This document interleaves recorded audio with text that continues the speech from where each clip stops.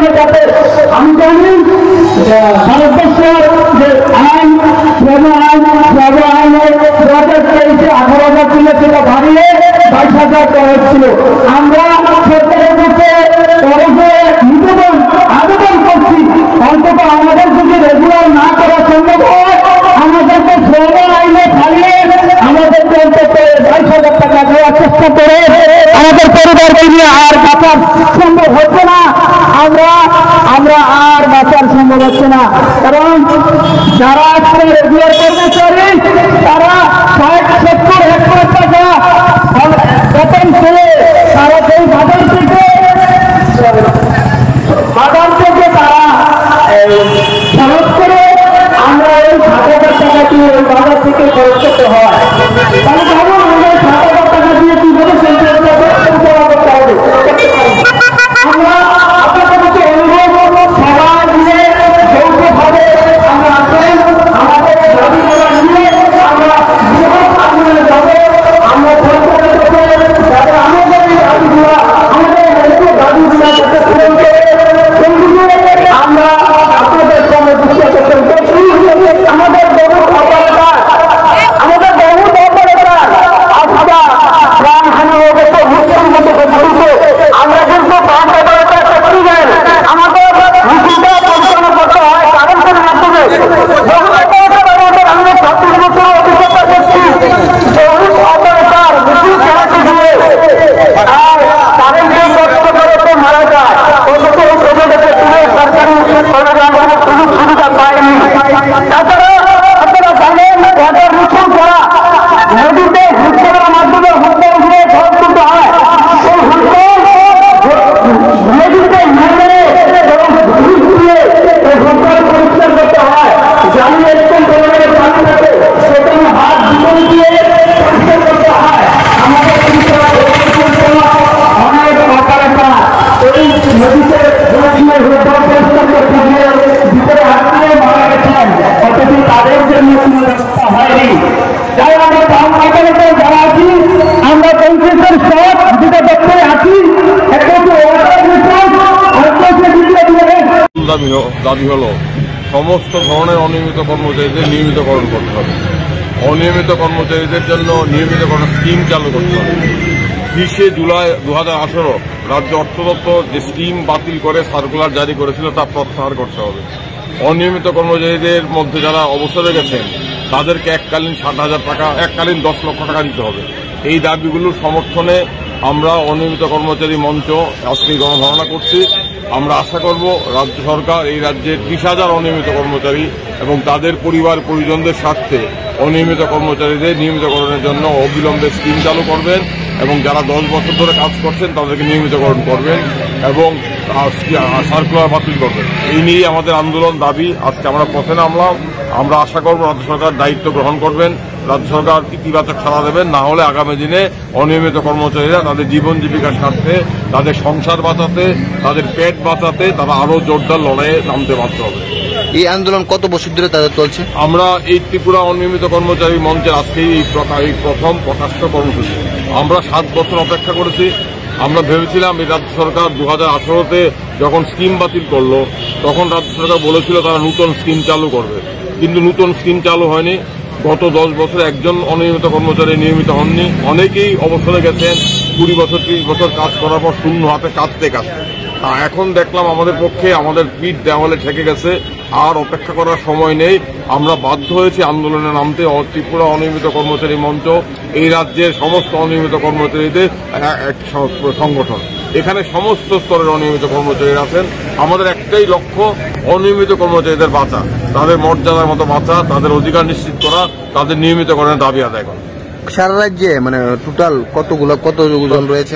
30,000 বিভিন্ন স্তরের অনিয়মিত কর্মচারী আছে, আংশিক সময়ের কর্মচারী আছে, পাম্প অপারেটর আছে, বিভিন্ন স্তরের অনিয়মিত কর্মচারী আছে যারা বছরের বছর নিয়মিত কর্মীর মতো সমস্ত দায়িত্ব পালন করছেন, কিন্তু তারা ন্যূনতম মজুরিও পাচ্ছেন না। তারা একজন দৈনিক শ্রমিকের ন্যূনতম মজুরিও পান না। এই ন্যূনতম মজুরিতে তাদের পক্ষে সংসার চালানো খুবই কঠিন। তারা যখন অবসরে যান তারা কোনো অবসরকালীন সুযোগ সুবিধা পান না, তারা শূন্য হাতে অবসরে যান। তারা খুব দুর্দশায় দুঃখে জীবনযাপন করছেন। এর অবসানেই এই আন্দোলন। টোটাল কত দফা দাবি রয়েছে আপনাদের? আমাদের তো মূল দাবি চার দফা মূল দাবি। অনিয়মিত কর্মচারীদের নিয়মিতকরণ করো, নিয়মিতকরণ সাপেক্ষে সমকাজে সমবেতন দাও। 30 জুলাই 2018 স্কিম বাতিল করো। যারা ইতিমধ্যে অবসরে গেছেন, 30 বছর 20 বছর কাজ করে খালি হাতে, তাদেরকে এককালীন 10 লক্ষ টাকা দাও। এই মূল দাবিগুলো নিয়ে আমরা আন্দোলনে নামছি। আমরা আশা করব সরকার আমাদের ন্যায্য দাবির প্রতি দৃষ্টি দেবেন। সরকার সংবেদনশীল হয়ে আমাদের অধিকারের মর্যাদা দিয়ে দাবি পূরণে সচেষ্ট হবে। তার মধ্যে কোন দপ্তর সব থেকে বেশি অনিয়মিত? স্বাস্থ্য দপ্তর অনিয়মিত কর্মচারীদের চলছে, পূর্ত দপ্তর চলছে, শিক্ষা দপ্তরে বিভিন্ন প্রকল্পে অনিয়মিত কর্মচারীরা আছেন। আপনারা খোঁজ নিয়ে দেখুন, প্রত্যেকটি দপ্তরের মূল কাজগুলো অনিয়মিত কর্মচারীরা করছেন। কারণ আমাদের রাজ্যে বিভিন্ন দপ্তরের স্থায়ী পদগুলো পূরণ করা হয় না।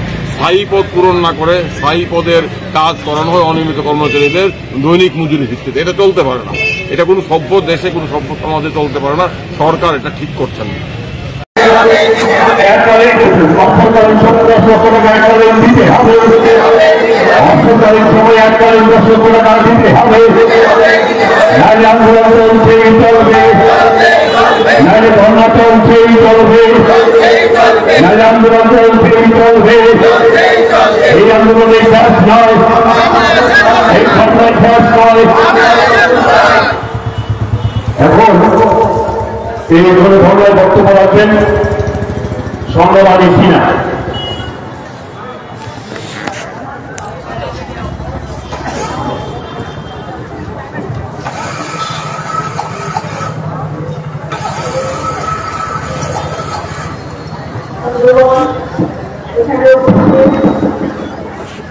আজকে যে অনিয়মিত কর্মচারী মন্ত্রী কাজে আসছে যে সমাবেশ হয়েছে, এই মঞ্চের মধ্যে ভাই বোনেরা সবাইকে আমি এই সবার তরফের থেকে, আমার বিভাগের থেকে আমি সবাইকে নমস্কার জানাই।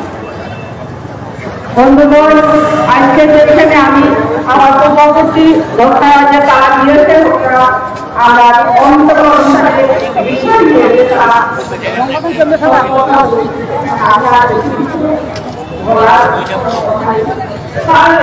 আমি এখানে সঙ্গীত আলোচনা ছিল সেখানে সবার যে একই বেদনা, একই দুঃখ, সেই দুঃখ আমরা নিবারণ করোনার দুঃখটা আমরা কিভাবে আমরা পূরণ করোনার জন্য করেছি। অনেক আগামীতে এই লড়াইটা কিভাবে সফল করার জন্য নিজের আজকে এই সমাজ থেকে আপনারা দায়িত্ব নিয়ে কাজ করবেন।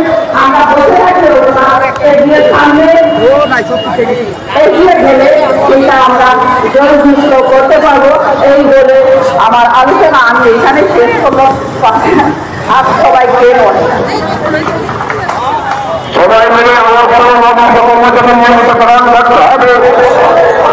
সবাই মিলে অনিয়মিত কর্মচারীদের নিয়মিতকরণ করতে হবে। রাজ্য সরকার অনিয়মিত কর্মচারী অবিলম্বে নিয়মিতকরণ করতে হবে। নিয়মিতকরণের সাপেক্ষে সমকাজে সমাবেতন দিতে হবে। নিয়মিতকরণের সাপেক্ষে সমকাজে সমাবেতন দিতে হবে। অর্থকালীন সময়ে 10 লক্ষ টাকা এককালীন দিতে হবে। অর্থকালীন সময়ে এককালীন 10 লক্ষ টাকা দিতে হবে। অনিয়মিত কর্মচারীদের নিয়মিতকরণ করতে হবে। নিয়মিতকরণ নিয়ে তার বাহানা জবাব চাই, জবাব চাই। নিয়মিতকরণ নিয়ে তার বাহানা জবাব চাই, জবাব চাই। অবিলম্বে অনিয়মিত কর্মচারীদের নিয়মিতকরণ করতে হবে। রাজ্য সরকারের অনিয়মিত কর্মচারী নিয়মিতকরণ করতে হবে। নিয়মিতকরণের সাথে দিতে হবে। নিয়মিতকরণ করার জন্য অল্পকালীন সময়ে এককালীন 10 লক্ষ টাকা দিতে হবে।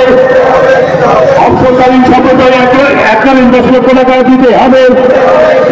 নাইলে আন্দোলন চলছেই চলবে, নাইলে ধর্ণা চলছেই চলবে, নাইলে গণঅবস্থান চলছেই চলবে। এই লড়াই এই শেষ নয়, এই লড়াই এই শেষ নয়, এই লড়াই এই শেষ নয়। এখন এই গণধর্মের বক্তব্য রাখবেন সুখেন্দু পাল ধর্মনগর থেকে।